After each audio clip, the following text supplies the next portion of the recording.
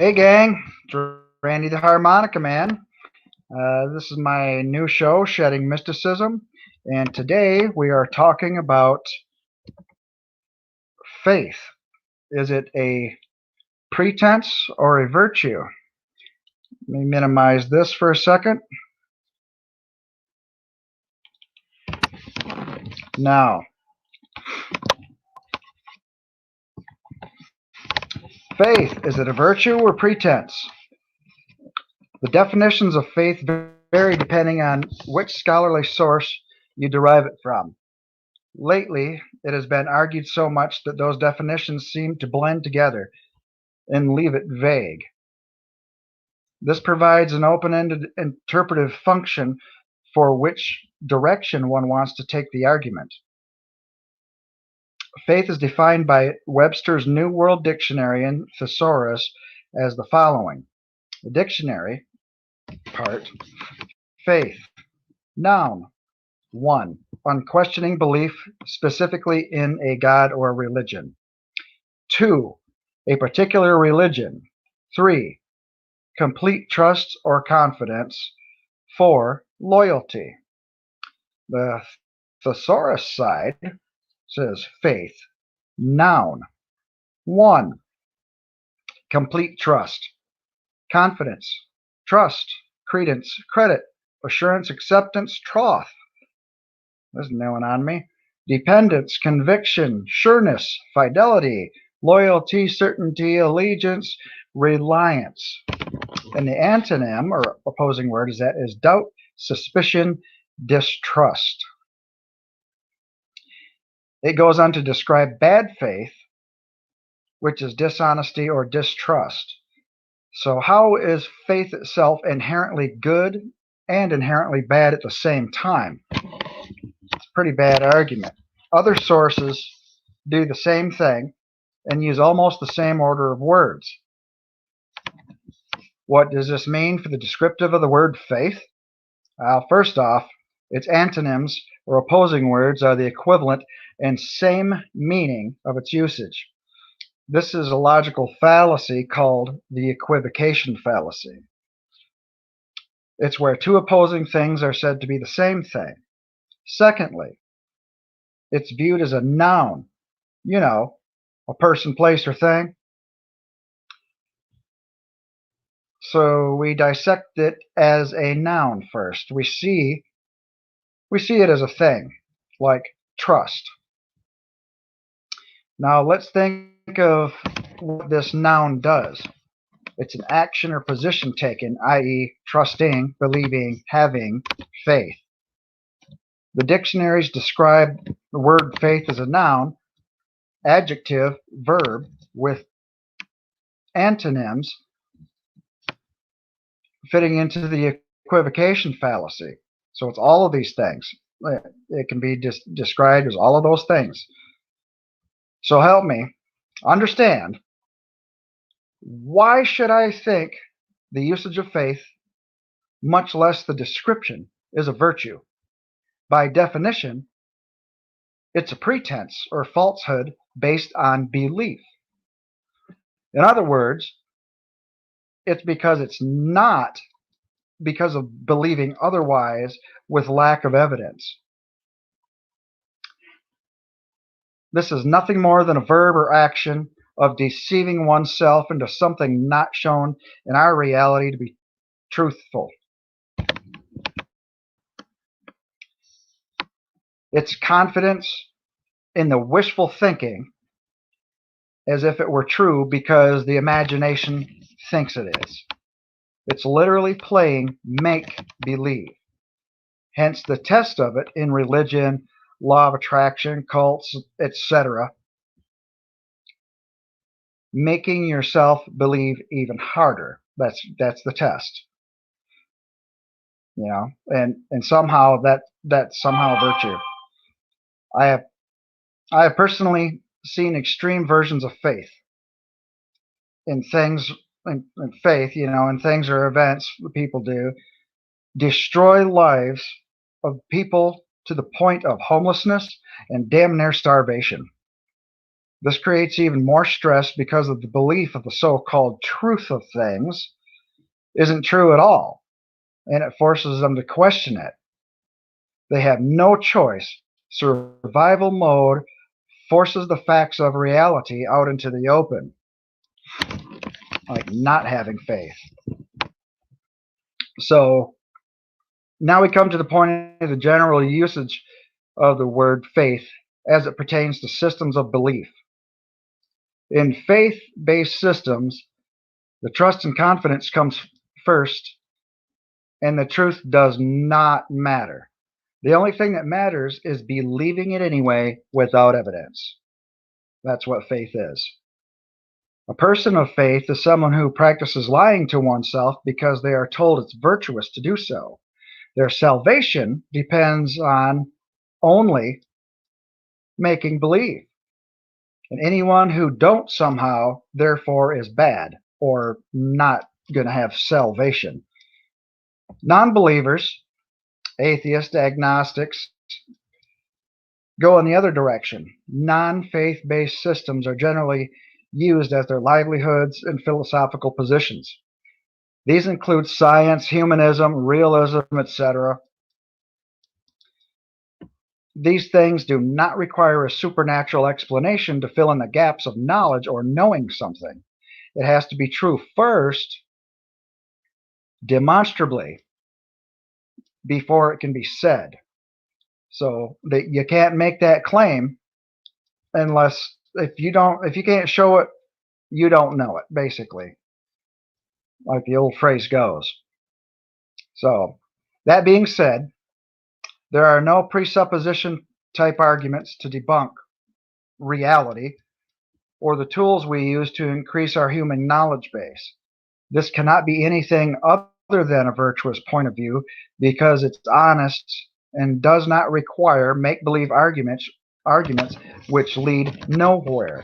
It's all about the burden of proof. If you want to make a claim, you should be able to back it up. And if you're just studying reality, well, then you don't need to make any claims. It's not your burden of proof. There's reality. In short, no, in my opinion, trust and confidence in something that can be achieved through the facts of reality which need evidence to support it first. Otherwise, it's not a fact and is by nature untrustworthy as a truth statement or concept. In short, faith itself shouldn't be a word in our language or society anymore. Its nebulous mistranslations and circular arguing add zero value to the well-being of the human race. In most cases, it is used as a weapon against other humans to create a hatred and violence form of thinking. Enemies are created out of nothing, just like the belief in nothing that's made up because it's the imagination. Well, at least, the imagined concept duping you into action where you need not be there doing that crap because it's make-believe, right? Don't act in reality on stupid shit.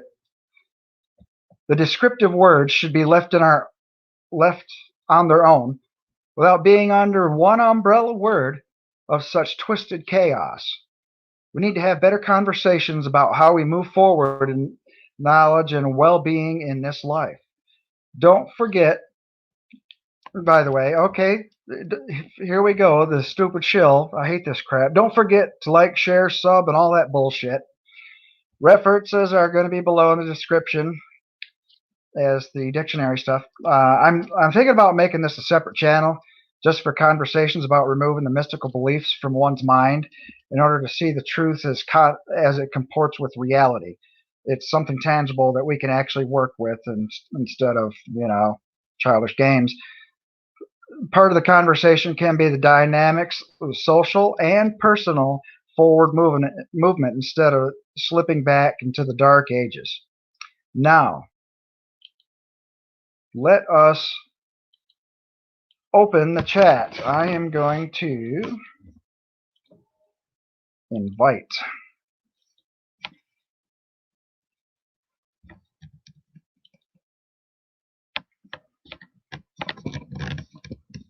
There, did it go through?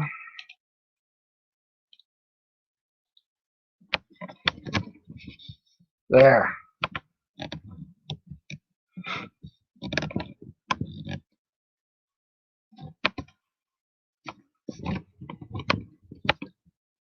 Yeah, Warren. Yeah, that's another description of the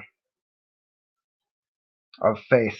You can have faith in a person or something. I was just referring to the general usage as it comes to societal beliefs in general. I don't think it's a virtue. It's used as, I have faith in this or that. Well, the idea of faith itself is derived from trust, confidence, all that other stuff. You don't need to use the word faith if you trust your spouse. You just use trust, or believe. You believe it's an honest person or whatever. I'm going to have a sip of tea. I got some lemon ginger tonight. It's good stuff. Wow, and hotter than hell too.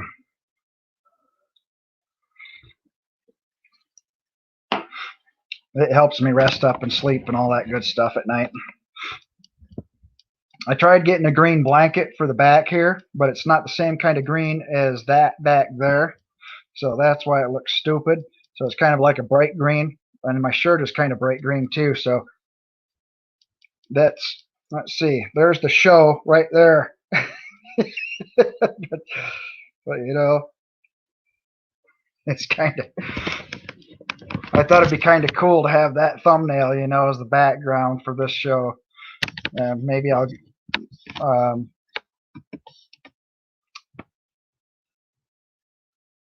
oh yeah, more of a naturalist, yeah. Yep. If you want to join in, hop on in and have a conversation with me. So far, after I've invited about 1 million people, you're the only one here. So I don't know how long this is going to actually go. Let's see. It's only been 12 minutes so far, so it's not 13, I guess, so it's not too bad. It usually goes about 20 minutes. People get their 15-minute notification or whatever. Good tea.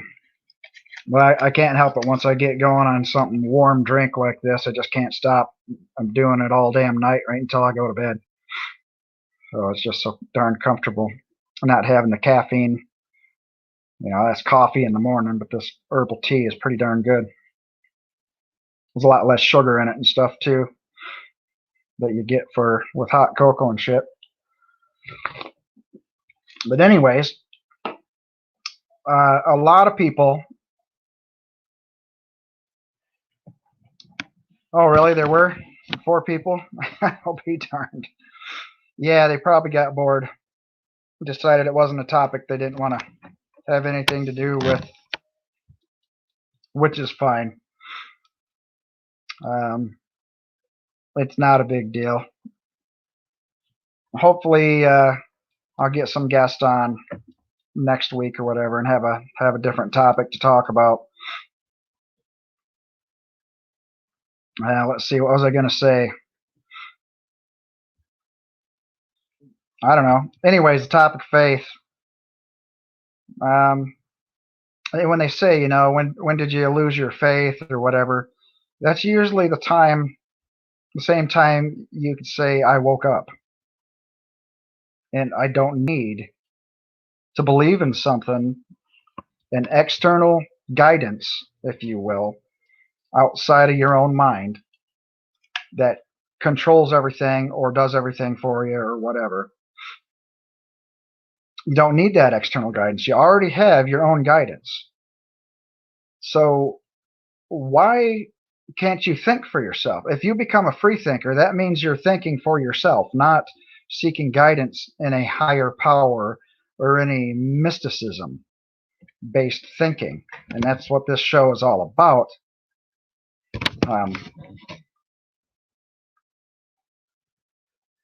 shedding the mysticism. And I think if we shed mysticism out of the mind, our ideas of funky things in our lives and society and how we govern ourselves will be a lot less fear-based, a lot more educational, and more tangible and forward movement to the good places and the good things for human well-being, and creating value, better business, better products, not wasting so much. Just, there's millions and millions of acres of trees, according to Mama Atheist the other day, just in coffins alone, based on faith-based systems where, the body seems to be, everybody wants a nice fancy coffin to preserve their loved ones, and they're not going to be preserved anyways. You're never going to look at them again. Once they pass away, that's it. They're just, so we need a more natural solution to that instead of waiting for a deity to come pick them up out of the ground.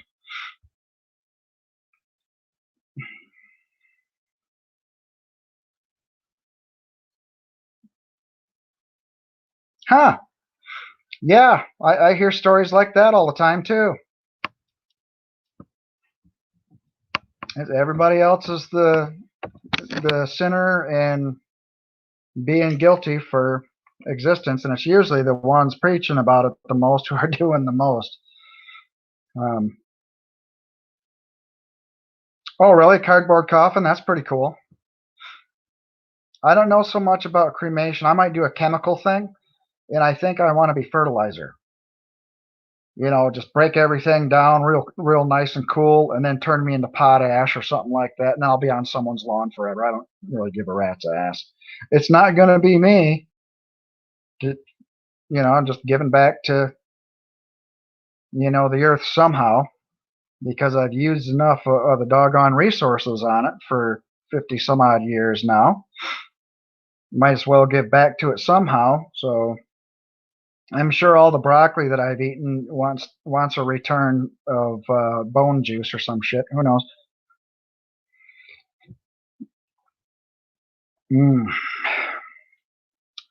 Good tea. Peppermint ginger. That's what it is.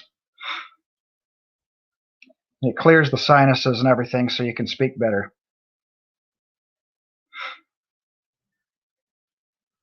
Huh.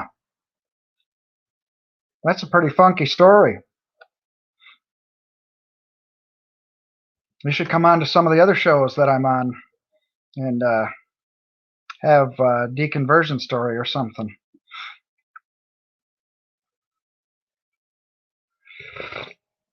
But you are getting ready for work.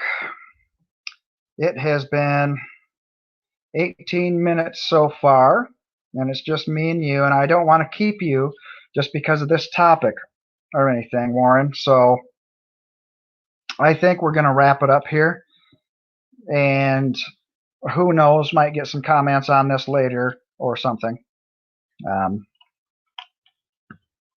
But have a good night at work, or day at work, or whatever it is over there on the other side of the earth. It's nighttime for me.